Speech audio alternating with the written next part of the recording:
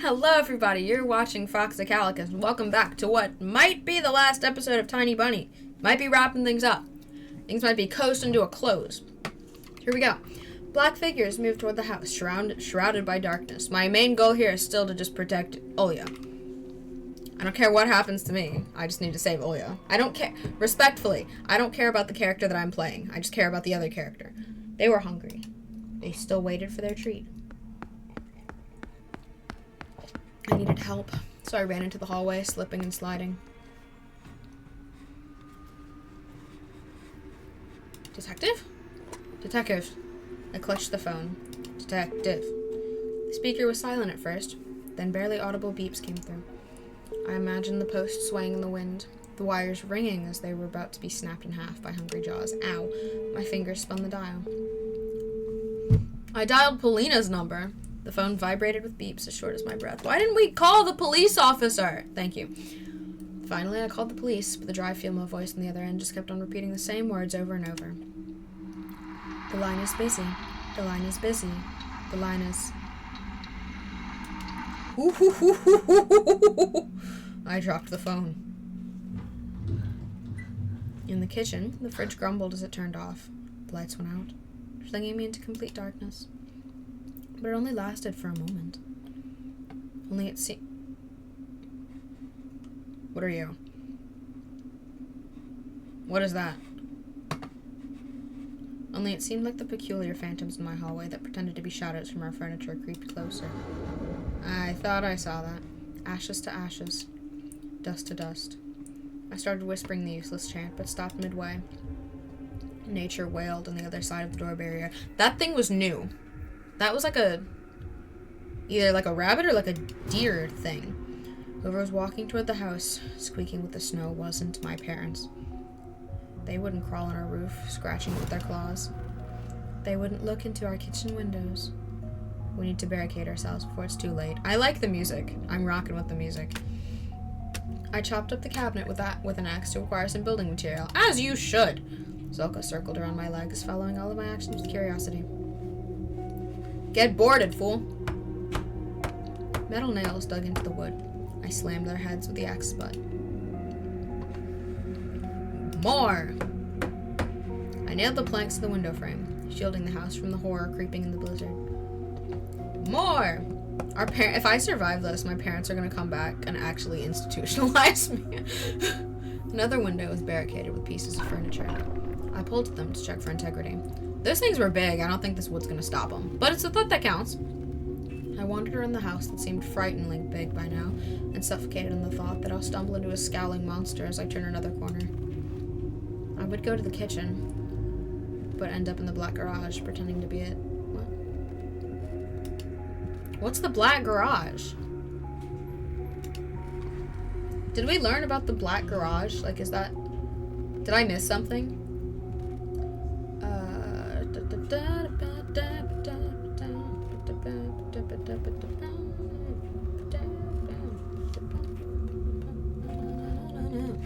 I have no idea what the black garage is. I guess I missed something, maybe? Frosty wind scratched at the door. Let us in. Something evil flashed in the gaps between the blanks. Why can I hide this? The evil flash in the gaps between the blanks. Feed us. He's gonna mess you up. Oh my goodness. I sat on the stairs and fixed my gaze on the front door. There you go, Anton, finally. With an axe on my lap, with a heart beating so hard it could be used to hammer in nails. I sat and stared, my whole body shivering. I sat and stared, losing the last vestiges of my sanity. I sat and fell into slumber. They're gonna eat Olya while I'm asleep. How dare you have one job!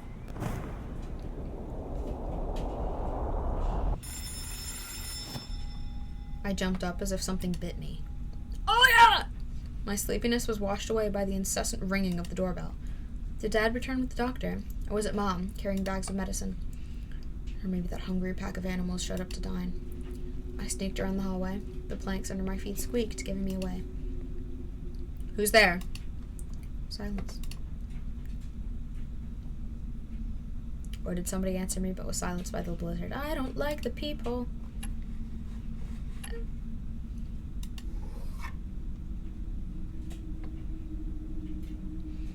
Pressed my face against the peephole, but it was shaded with rime. Hey. There's only a blurry, barely discernible silhouette on the porch. Are they wearing a mask? Probably not. Had an equal chance of getting help from the night guest, or being torn to pieces right in the hallway. Silka trotted to my side from the kitchen and barked happily, scratching at the floor. Looked at me from below as if asking why I was hesitating. I glanced at the sleeping Olya and then back into the peephole.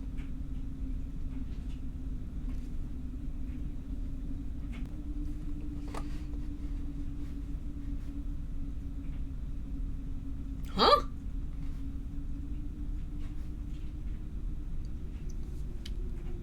I'm hesitating a lot right now because the dog was very, very chill with that fox. I don't know. This might have been an extremely bad decision and I might be about to die. My heightened senses told me that whoever was outside wasn't an enemy. I think my heightened senses are wrong. I clenched my jaw until it hurt, ready to hack at the rotting moss. Then spun the lock. A hairy figure towered on the porch. I made a mistake! Showering me with the smells of pine needles and sulfur. Oh.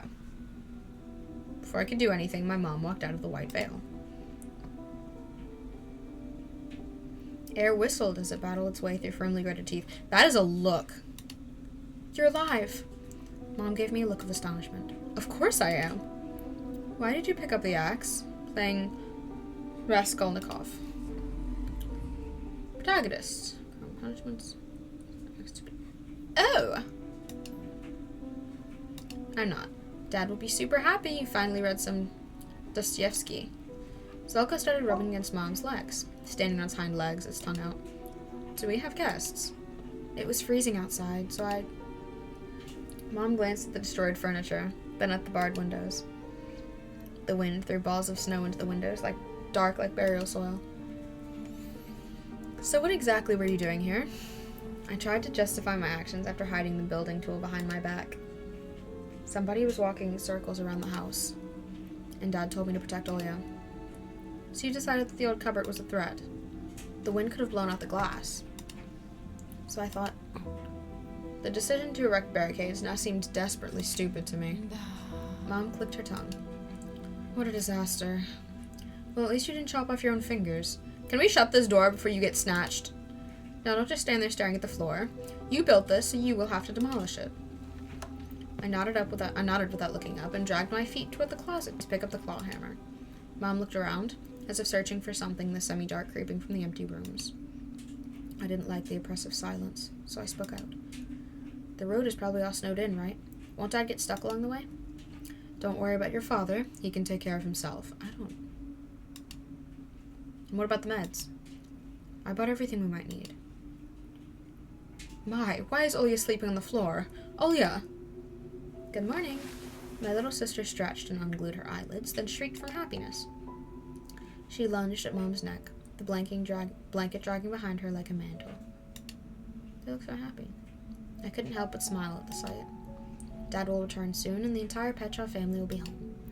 Inside an impenetrable fortress that can't be breached by some people in costumes. Mom smothered Olya in a tight embrace. It's okay, my girl, you'll be fine. Then glanced over her shoulder. Well, don't just stand there. I sniveled. Mom held an outstretched hand to me. With the other one, she ruffled Olya's already messed up hair. This is how I die.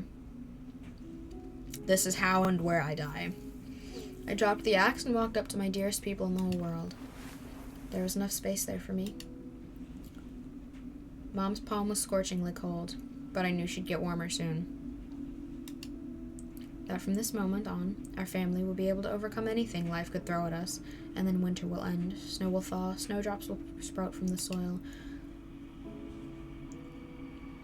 My camera!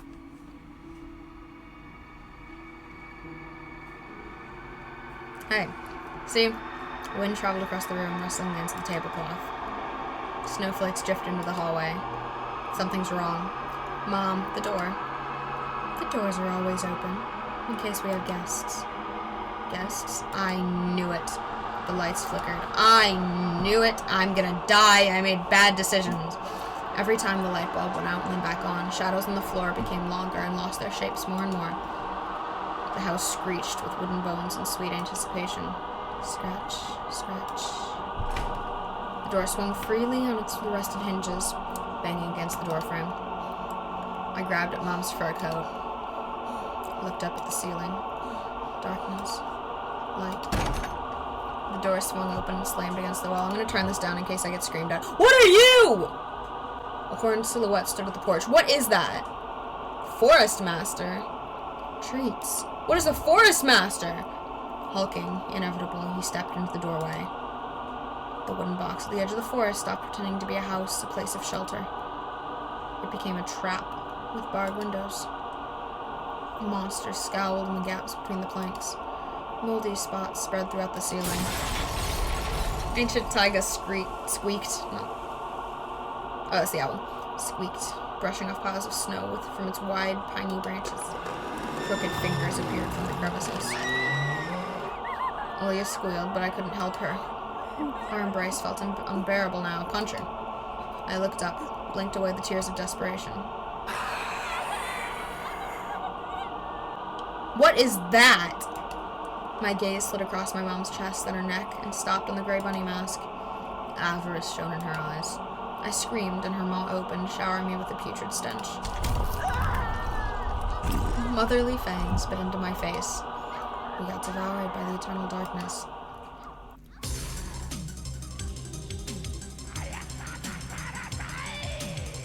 I died.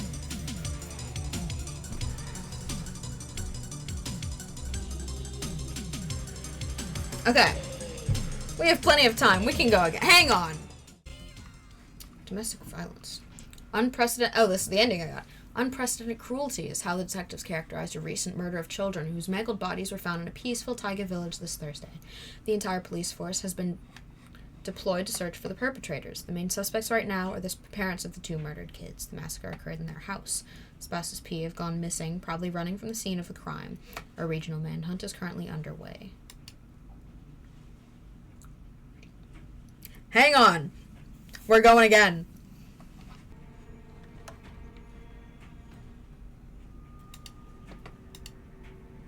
It's talking about something about a goat.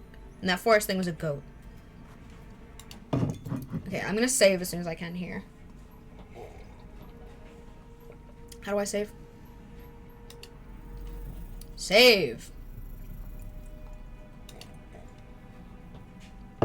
Save.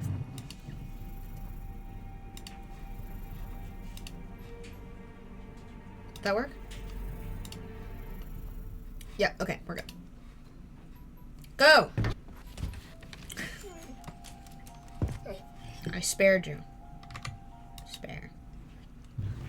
Board up. Board up. Board up. Here we go. We're back. Look.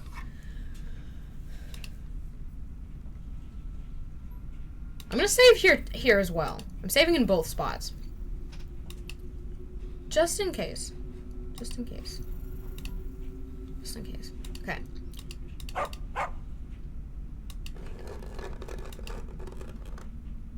Peephole. I'm not letting it in. Backed away into the corridor. Into the embrace of shadows. Knock, knock. Somebody's knuckles knocked on wood, insisting on being let in. I will survive this. No way. Whoever it is, they're not welcome here. Mom and Dad have their own keys to the house.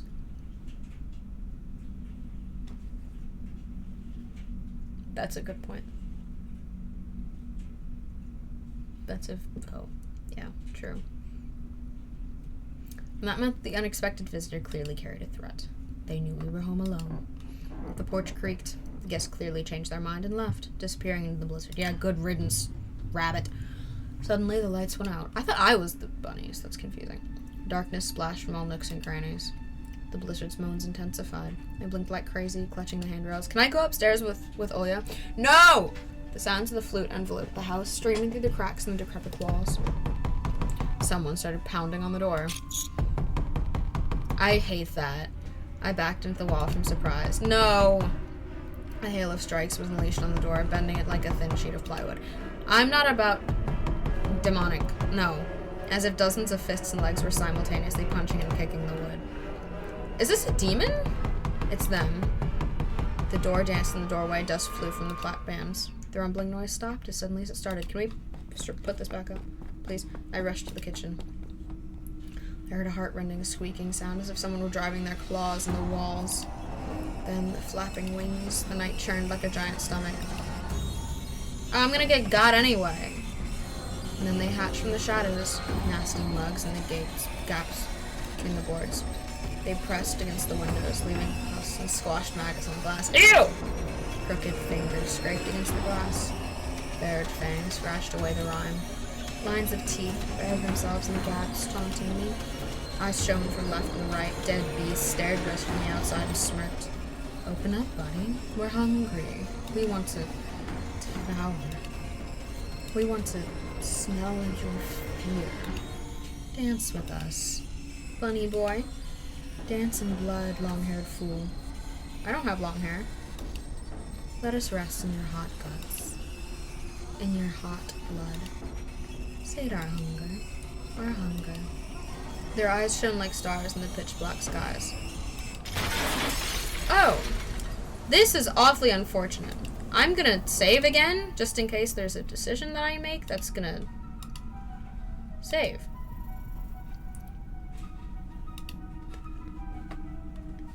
So I just die either way? Maybe? The invading wind played with my hair. Oh! Okay! It brought a flute melody, quick and slippery like a poisonous viper. Okay, they're too big to get through the window, though. The monsters thrust their paws into the gaps between the planks, clicked with their claws, demanding their treats. Hello. A huge, deformed hand held a bunny mask, full of burrows from worms. No one in particular. Sate our hunger. Let us drink the sacrificial blood. What? Harvest a slice. Honey, show yourself. Be brave. Give the beasts fresh meat they crave. There's stuff in the fridge. Just throw it through the window. I plugged my ears with my fingers. The nasty voices subsided, only to be replaced by another sneering voice. I thought I don't understand. Anton, you must feed them. Or become the meat yourself. It's your turn. Look at me. I shifted my gaze to the axe. The blade reflected my twisted face. I couldn't recognize myself. Yes, just like that. Choose carefully. Don't get killed. Right in front of me, illuminated by the moonlight on blade-sharp claws, was a silvery bunny mask. This is the point from which I will need to save. Yes. Get overwritten. Our true face. I'm not this thing. It will help us get revenge on those who hit and bullied us. Because I think I'll eat Olya. It will help us to become who we truly are. My little sister snored innocently as she slept on the floor, as if nothing was happening around her. Nobody can see me, and that means it's time to choose the sacrifice. In no universe would I ever do that. I screamed. Olya shuddered as she woke up. I'll be your treat. Just leave my sister alone. Woo! Giant paws smashed through the boards as if the house was made of matches and crawled inside. Hey guys. You're but a single bite, brother. I guess we'll have to sweep the flower bin. Russian story for children. In it, a childless couple of elderly peasants uses the glass grains of flour they have to bake themselves a son who can help run the house. The titular character, however, escapes from them and decides to travel the land. He then meets a variety of animals, a hare, a wolf, and a bear, and evades being eaten by singing them a song. In the end, he meets a cunning fox, and she tricks them to jump in on their snout before eating them. Okay, so we're all gonna die is what I'm hearing. Their fingers felt around the kitchen. Harry clawed. No! Grabbed the yelling Olya by the leg and dragged her into the blizzard.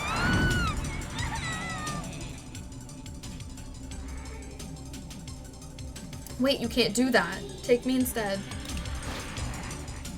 Ugh, I'm so old and hard of hearing now. Come, sit on my snout and sing your song a little longer. I still have an axe. Then the claws, the size of butcher knives, grabbed me, dragged me outside, and lifted me high in the air toward the sky.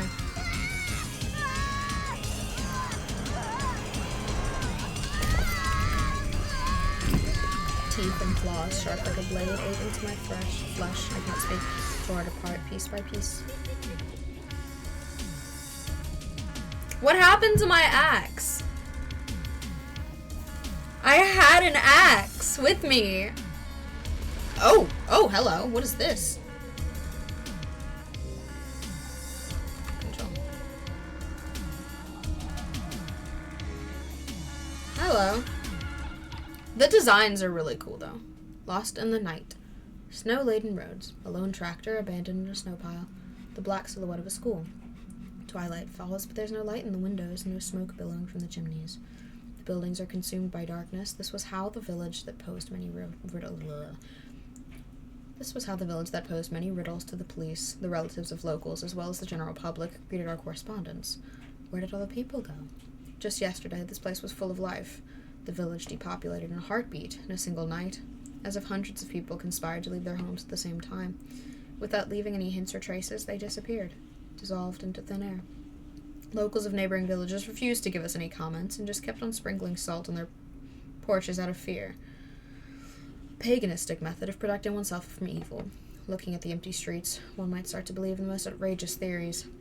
And if one was also to listen to the shuffling taiga forest that surrounds the dead village, even the most ardent atheist would be compelled to cross themselves. Cool. So I died both ways. Fantastic. There has to be a better ending. There has to be. Let me think about this logically. Let me see how many different saves I have. Okay, that was this one. I refuse to sacrifice Ollie. I'm not doing that. Here. I did all the choices here. Episode 4, there weren't any, like, choices. It was just progression stuff.